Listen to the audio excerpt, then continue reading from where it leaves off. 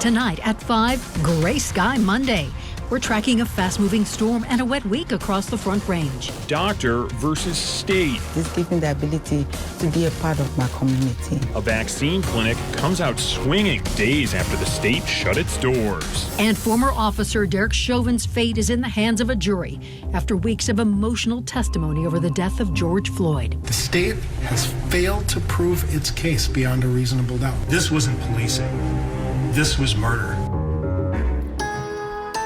Well, if you moved to Colorado for the 300 days of sunshine, today just wasn't your day. Kind of gloomy, gray, gross, all adjectives you could use to describe the conditions outside today. It's been a foggy drive for anyone who went out, and the rain is actually beginning to turn to snow and ice in some spots. Chief Meteorologist Mike Nelson leads off our team coverage tonight. Mike?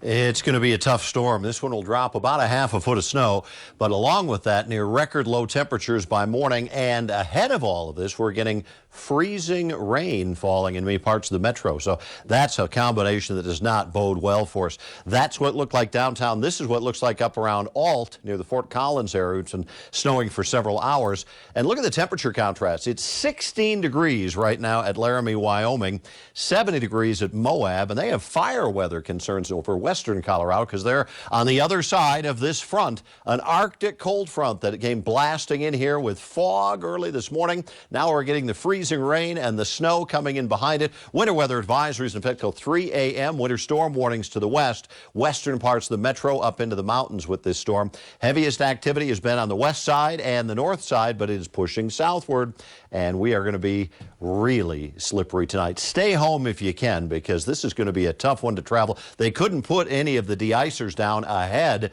of this snow because it was raining earlier, so the roads are going to be very slick. We'll be down in the middle teens with even some single-digit temperatures by morning. It is going to be a real wintry night tonight. For more on things that are rapidly changing around the area, let's go to Gary Brode. Yeah, hey, Mike, normally when we do these kind of live shots, typically there's a lot of snow coming down or a lot of wind. So it doesn't really look like a heck of a lot's going on at this point. But this is one of those days where if you make one wrong turn, you're going to look like a cartoon falling right on your back because it's getting pretty icy out here in certain parts. In fact, I slipped a little bit earlier, and to show you, just to give you an idea, take a look over here at this sign. We're already seeing icicles kind of falling right off because I'm hitting them off. But yeah, already starting to. Here on Thurton Parkway, though, we are seeing a little bit of traffic starting to slow down. Everything's good so far at this point, but the one thing I did notice on our way up here from Commerce City is that you are going to get a little bit of ice on the windshield and the wipers, so it's going to make that commute a little bit tougher because as you're using those windshield wipers, it's going to kind of cause some streaks, so just be aware of that. But right now, everything is looking good, but the snow is starting to certainly come down a little bit more here in the last 15 minutes or so. Reporting live here in Thornton, Gary Brode, Denver7. Oh boy, can't wait. Thank you, Gary. Thank you, Mike. More than 7% of people who went and got a COVID test yesterday came back positive for the virus.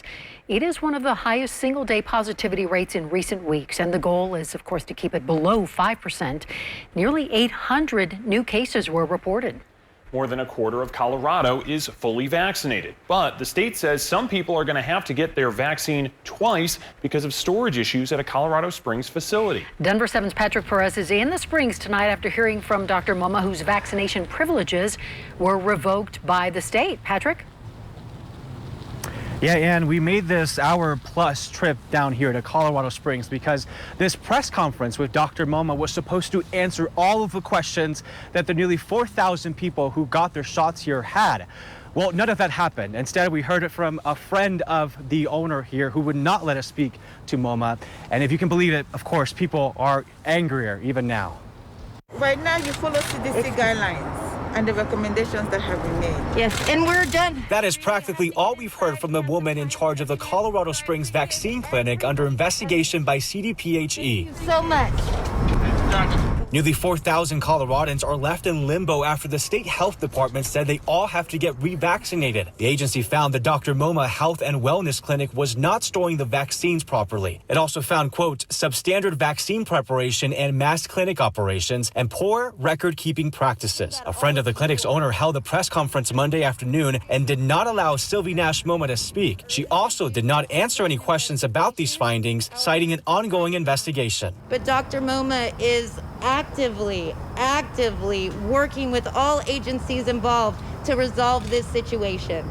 At a later date, we will be holding a larger press conference once the investigation is done. Our sister station in Colorado Springs tried asking MoMA herself about these allegations in a sit-down interview earlier in the day. She wouldn't say anything about them then either. With that being an ongoing investigation, there is limitation as to what I can say right now. These photos an El Paso County Public Health Department employee took at an unannounced visit paint a picture of the state's concerns. In this one, the employee says they did not see any vaccine fridges as maskless people prepared the shots. The employee also claims no one was observing those who had just gotten the vaccine. In a Facebook post several days ago, MoMA said the county employees did not ask to see the temperature log, storage room, vaccine refrigerator, or where the vaccines were being stored. And already some people on social media who say they got vaccinated here are calling this press conference a joke. They say they're terrified for their health because of the lack of answers from MoMA. So clearly this press conference did nothing to calm anybody's concerns. CDPHE says the investigation into what happened here exactly is still underway. We're live in Colorado Springs tonight. I'm Patrick Perez, Denver7. Patrick, thank you.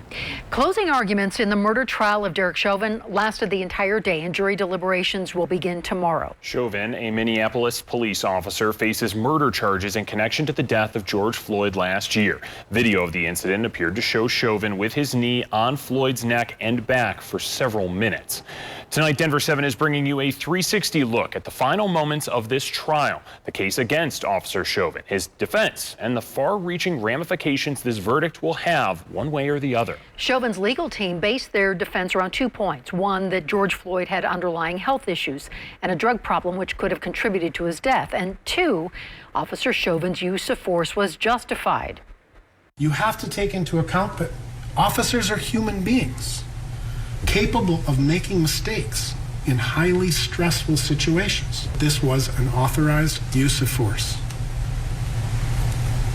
as unattractive as it may be. Now, the prosecution called 5 times as many witnesses as the defense as it sought to make its case against Chauvin. Multiple officers took the stand, including a Minneapolis police trainer who said no one would train Chauvin to use the chokehold he used on George Floyd. In closing today, the prosecutor told the jury this verdict is common sense. George Floyd's final words on May 25, 2020 were, "Please, I can't breathe." He asked for help with his very last breath. But Mr. Officer did not help.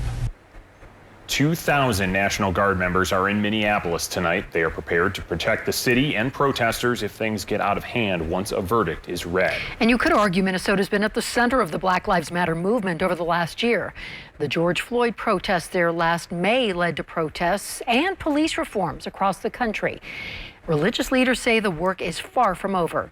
And we have to finally have this racial reckoning in America, because if we don't, then people are going to continue to have these emotional protests. I was born black and I'm gonna die black, but police do not kill me because I am black.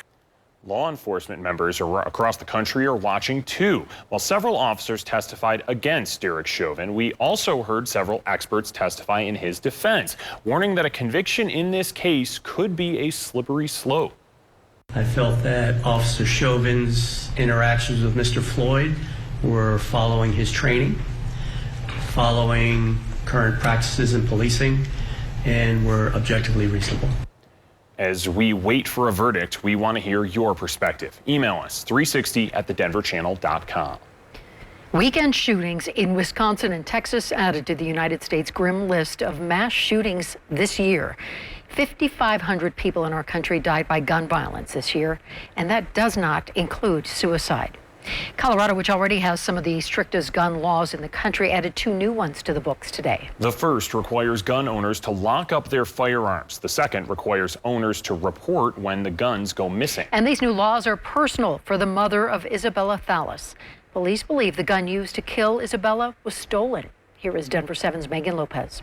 At Isabella's funeral, we did a butterfly release. There's something beautiful about butterflies. It represents a hardship of change emerging into something that takes flight. We do this in honor of you. Anna Hernandez-THALLAS knows a lot about change. On June 10th, her daughter Isabella's life was taken. Anna will never be the same. I'm numb. I'm completely numb. Since then, she has fought through tears. I miss my daughter. And testimony for a change to Colorado's gun laws. Why does it take so many senseless acts of violence in order for there to be any sort of common sense order? Until Monday. So thank you all for joining us today. When a bill named after her daughter became law. It's officially the law of the state of Colorado. It requires gun owners to report lost or stolen firearms within 5 days of discovering they're missing, or face a civil infraction or fine the first time and a misdemeanor charge after that. You'll put in your code in here. A second bill signed Monday requires gun owners to safely lock up their firearms so kids and people who shouldn't have access to them don't. We will do every single thing we can to make sure that we keep, our community safe. Colorado Democrats say this is just a start. And there's so much more left to do. For Anna Thallas, it's never enough. I do not believe that semi-automatic or fully automatic weapons belong on the street, but it's what we can do. And today was a monumental day for Colorado. She's no stranger to change. She just hopes this one will save a life. Just one child, someone. It was worth it. Megan Lopez, Denver7. Denver7 Weather Action Day continues. Just how much snow and how cold it'll get tonight. Plus, a Colorado favorite is celebrating the snow by making its fans wait in line for a discount. We have the scoop next. And a pillow company launches a $1 billion lawsuit as part of an ongoing battle with Colorado-based Dominion Voting Systems.